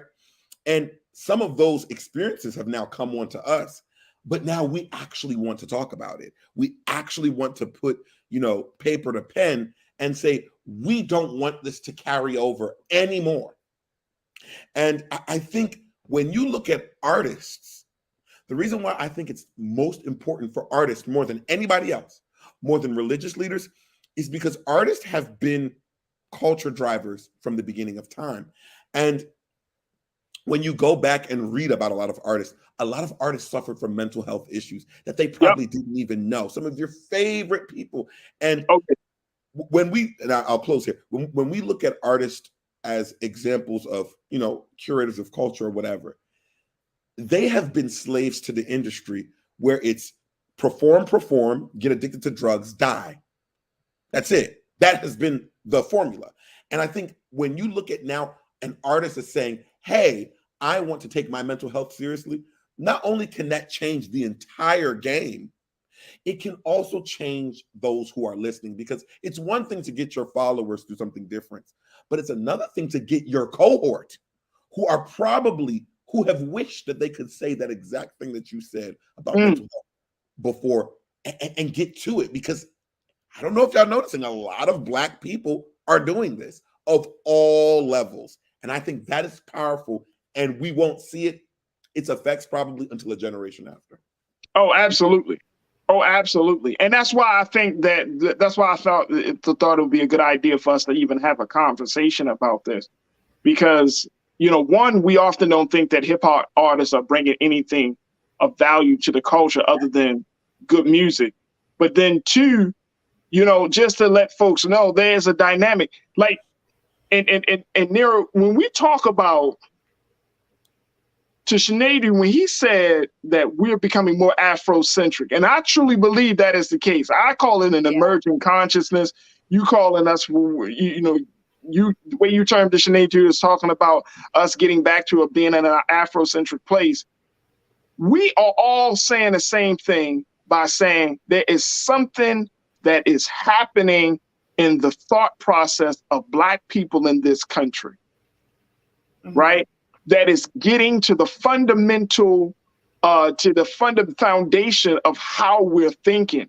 And Sinead, to that point you just made, brother, and said, hey, we're seeing the young. Yeah. And Nero, I want to get your thoughts on this, because all that pain from the time we were brought here from the transatlantic slave trade, all that pain that was kept inside from in each of one of our families, that they didn't talk about certain things. They didn't put a look at us as the next generation. We're putting it all out. It's like that pain went through 400 plus years, and now we're the generation that's saying enough is enough. We're also the generation that, like, we came before like technology blew up. We've evolved with technology. And so whereas I think being a kid in the 90s, there was some things we kind of could ignore a little bit. You know, we could kind of push it to the side. But now with social media and with the advancement of technology, everything is so much more important. Everything is so much more.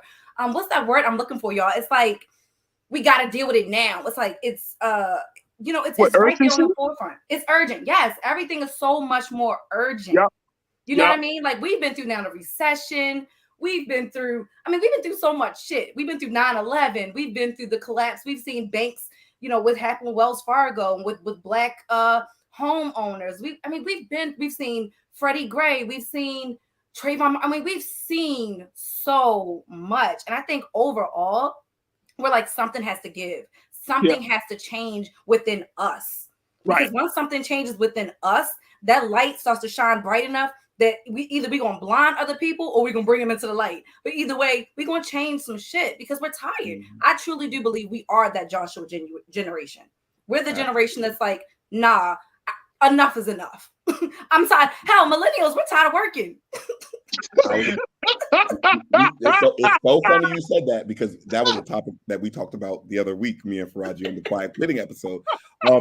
I think we are just very blessed to have the privilege, I have to say it in order, to be able to act on the things that our parents could not. Yeah. Our parents couldn't fathom our freedom. Come on, Sinead, dude. Come on, y'all. Let me tell you why to speak to what you just said, you know, you and I are both Morgan alum. I remember like going into college, my mom was like, I want you to go to school for nursing because there's always going to be a job in nursing. She didn't have even and not saying that there weren't writers before me, obviously, but she didn't in her mind have the vision to say, no, go to school because I know you're a writer. She wanted to make sure that I went to school and got a job or work in an industry that she felt was going to provide me some comfortability. They don't, you know, she didn't come from that generation where our babies are like, no, I want to be an inventor. I'm going to be a YouTuber and I'm going to capitalize off of it. And they are. That shit is like unfathomable for prior generations. They don't even understand like how that's even possible. Like, what? What do you mean? You travel for your job and you're not in board meetings? You're on the beach working? Like, what? Yeah. I think that's a great point. Like, nah. I think I think both of you are making a great point. I think that is why we are the way we are, because it's divine. I'm going back to this, folks, and I know y'all say it's Friday and it ain't Sunday, Farajii, but look, it's divine. The way we are is divine. We are like different. Like, you know, we always say things like, yo, I'm different. We different. We are legitimately different. Our DNA. And I think that is something, you know, Sinead, you just pointed out, like the very wiring of us as a generation of people who are the sons and daughters of those who have been enslaved, who are the sons and daughters of those who have been afraid, who are the sons and daughters of those who have been blinded by capitalism and racism and injustice. For us to have the fearlessness, for us to have the spirit and the will, and for us to have the vision to be who we say we're going to be, not according to someone else's standards. I think that's right on point. And a lot of people, and I'm saying a lot of our older folks, don't know how to handle that. And even so much, look, you know, and I'm sure, and both of y'all know, because y'all both love history. Y'all know that fear can be passed on from generation to generation. So like there is a real connection between a mother in the period of when we were enslaved and telling her son during that time, don't go against that white man. Don't go against that system. To where we are literally in 2022, where a mother instills a certain level of fear in her son. We still do that. That's what I'm saying. Now that's our conversation with them about the police. We have to have that conversation. That's what I'm getting to. Exactly. Yeah. You know what I'm saying? Like that. So there's a commonality in that. And I think for all of us and those who are watching, we got to ask ourselves the question, when do we stop being afraid? When we make the decision, Farajii, and I keep bringing up our parents because it's important. It's important for us, and I learned this in therapy. It's important for me not to get upset at my parents. It's for me to understand where their time was and what was going on. Man. Yep. We have to understand that this generation will be the first generation, and mark my words, that are not just surviving, they're thriving. Our parents, if you look at the civil rights and before, they were just surviving, getting by. Now your average 24-year-old graduate from an HBCU can make upwards of $80,000, $90,000. So I think what happens is our parents, for instance, were looking to do whatever they could to provide. We can provide without trying. And to get along, should they do? And to get along. We can provide without trying. And you know what we realized? Because guess what? To the point Nira was saying, a lot of us did become doctors. A lot of us did become engineers. We got that capital that our parents wanted us to have in that safety. And you know what we realized? We were upset and sad as hell. And a lot of us would throw away those degrees just to be happy. And I think that is where mental health as a way of life. Like I've been hearing about people getting groups of friends to do it, to even talk. When you actually think about it, in my opinion, it may be crazy. Mental health is the journey of re-Africanizing us, because it's the African in us that wants to actually talk about stuff. That is a part of African culture. It is actually white culture to not talk about stuff, for your left hand to not know what the right is doing. So in theory, I think we're actually, it may be called something differently, because remember I said, this is America, where we rebrand things that have already existed and sell them. So I think we're coming back, y'all. We're coming back, and it's a beautiful thing. Farrakhan said it best. We may not be the wisest generation, but we are fearless, because the things that we're doing, when you couple what this generation is doing by attacking their mental health issues and this, that, could you imagine what a cleared mind of this generation could do for the next one? Or even better yet, how a mentally healed millennial can take the knowledge from our elders and then raise an amazing hybrid of the two. That might be what we've been waiting for all of these years. I'm just saying. I'm here for the mental health training. I hope it never ends. Oh my gosh. I'm here for it too. Y'all taking me to school. You're taking me to school today. I'm trying to put my foot on anybody's neck who downplays the seriousness and the importance of mental health and therapy. Thanks. I'm sick of it. It's not a joke. It's not a game. And I think Shanita said something about this earlier. When you are a content creator, when you are an artist, when you have a following, you have a responsibility, especially, and I'm speaking especially again to the Black community. You have a responsibility to make sure that you are not putting out your own biases and your own ignorances. Do your research, do your homework, and make sure that you are putting out messages that are actually going to uplift this community and not tear it down. You have a social responsibility. And that's all I'm going to say to that, because I'm so sick of people with these large followings putting out bullshit. No, let me tell you something. Let me tell you something. Face value. And you and I talked about this, dear. The thing is, the numbers don't mean much. it's so interesting that in this day and time, you know, we and both of y'all understand the power of language. Mm-hmm. We on social media, we call them followers. But these people won't follow you if you're not leading them to a better version of themselves. See, I don't get like the level of community. And see, there's one thing to be followers. There's another thing to have a community. And what we have here, for example, on the culture and the work in Black Star, like this is a community. It grows. It's a growing community. But the people that tune into this show, I don't call them followers. These are community members. Mm-hmm. Mm-hmm. Because we share the responsibility and hold each other accountable, right? To being the better part, a better version of ourselves. And so at this point,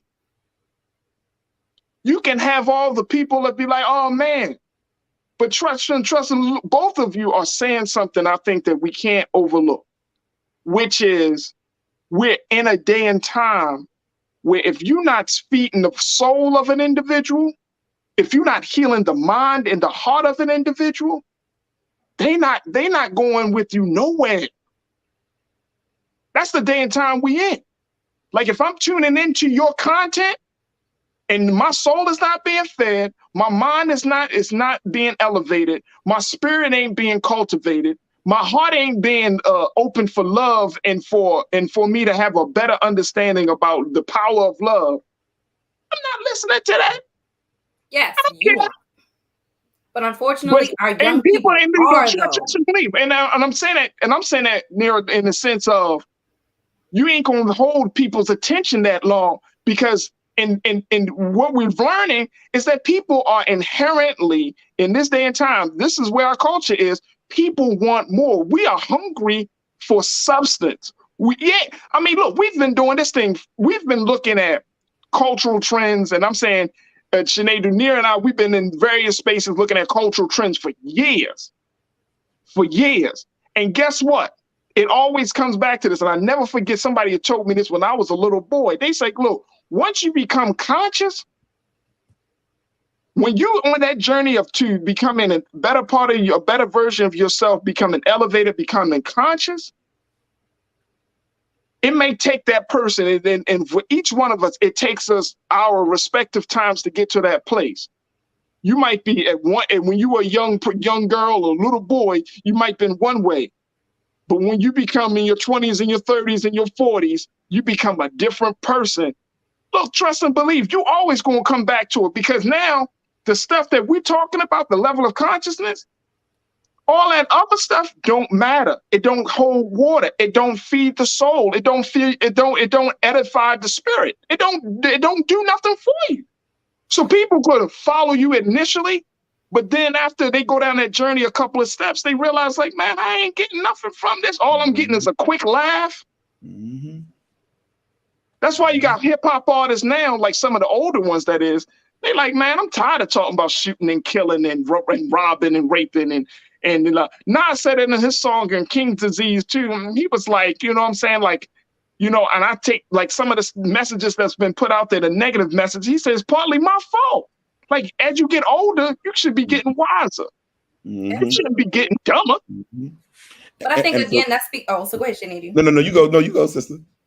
I was going to say really quickly, I think that speaks to why Meg, being the person to put this out, excuse me, is so important, because there's a cultural disconnect between even you, Farajii, from listening to you talk, and a lot of our young people. There's a big social disconnect. And so Meg has that power to tap into that group that's not going to turn on and watch the culture with Farajii.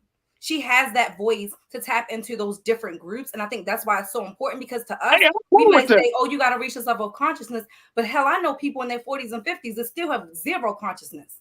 They still love that shit. Y'all know what I'm talking about. Y'all know what I'm talking about. Hey, so look, that's why they need to tune in. It takes different people. But that's why I think it's so important for us to have people like Meg The Stallion, because different people are going to tap on and pull on different heartstrings of different individuals that are tapping in. So that's all I wanted to say. So we might have one vision, but again, everyone is not going to think like us. Everyone's not going to be on our same wavelength of consciousness. So we need help from every avenue that we could possibly.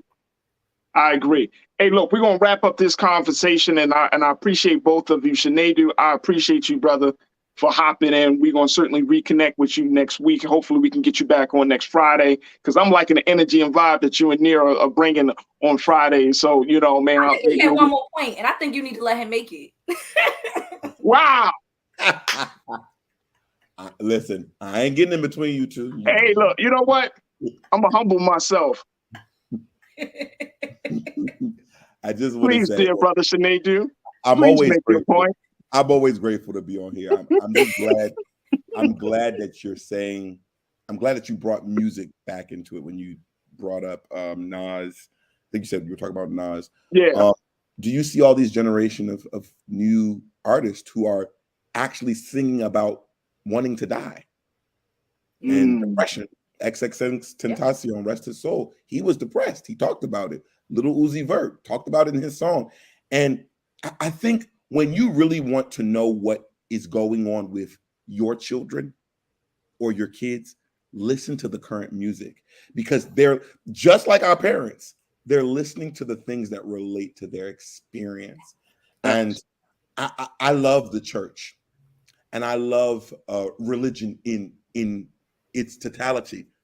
But that's half of the problem there as well. We have to talk about that, because that indoctrination of running to the church or to the mosque, wherever, because ain't nobody safe. Okay. And this is not talking down upon that, because I still go to church, but that being the savior to issues when you know that certain things that are going on in that church or in that mosque or in that place are also not always right. And I think one of the saddest things is when somebody can see something that somebody can't. There are some people, Christianity is an easy one, but there are just some people who just say, just keep going to church. But what if that child knows that their problems cannot be solved with the pastor? Because the pastor also might be the problem causing the mental health issue. You know what that's doing? That's why I will say this same generation that we're talking about is probably going to be the most unreligioned generation, because I couldn't even tell you what half my friends are, because a lot of them just do not go to church because they feel like the church failed them. And I wouldn't say the church failed them or religion failed them, but that being the response to every single issue has become a major failure. That's a different conversation. We got to have it. Whole other conversation. We gotta have it. We gotta have it. And you know what? And I can add some additional voices to that, bro. I can add. I know some young pastors that I'm sure that can speak to it. But we got to have that. You are absolutely right. We got to have that. All right, folks. I gotta let y'all go. Sinedu, Nira, thank you so much for this fantastic conversation. Sinedu, how can people? I never really I kind of put y'all out there, but I know y'all want to continue to build your communities too. So Sinedu, first, what's the best way folks can connect with you on social media, brother? That's dangerous, because I live a crazy life on social media. You can listen. Do you know who you want to pass? Follow me on Instagram at as in the truth. It's spelled EZE the truth. Just follow me. There it is. All right. Let's talk to Queen over here. Queen, Madam Queen, how you want people to connect with you? Queen Talks with Nira. Simple, sweet, easy. Queen Talks with Nira. And check out my podcast, season 3. Queen Talks with Nira. And it's not just a podcast for women. It's just elevated conversation. Elevated conversation. There it is right there. Nira, Sinedu, thank you both for being so good for the culture. Truly appreciate and love y'all. Thank you. Love you too, brother. Have a great weekend, guys. All right, that's going to do it for me. I hope and pray that the conversation was for you, that you enjoyed it, folks. Big shout out to my online culture crew. Y'all been riding strong. I can't thank y'all enough. So thank you for tuning in. Make sure that y'all continue to show your support for us and the work that we're doing here at Black Star Network, blackstarnetwork.com. We are streaming a number of things on the network right now when it comes to the issue of course, giving you continuing coverage of the Congressional Black Caucus 51st Annual Legislative Conference that's happening this week in Washington, D.C. Will be happening throughout the weekend. It ends out on Sunday. So make sure y'all check out that. And plus, we got some other events that we've been streaming right there on Black Star Network. So your support matters the most. Make sure you continue to support us here at Black Star Network. All right, I thank each and every one of you. Man, just a different Friday, just a different vibe, different energy. But I'm so happy that we've had our fantastic culture crew near Muhammad Shanadu, Rakor Ford, for Rashad. Thank you, thank you, thank you. Make sure y'all continue to check them out on the great work that they're all doing. And this truly, truly would be appreciated. All right, folks, 6 o'clock Eastern Standard Time. Big Brother Roland's coming at you with Roland Martin Unfiltered. As always, never be afraid to challenge what's wrong. Stand for what's right while being yourself in the process. God willing, we will talk on Monday for another exceptional show right here on the Black Star Network. Make sure y'all follow me on IG at The Real Farajii, Twitter Farajii, and Farajii Muhammad on Facebook. And I look forward to reconnecting with y'all on Monday so we can continue to have the conversations. All right. Talk to you soon. Have a great weekend. Be safe, be peaceful, and most importantly, be yourself. Peace.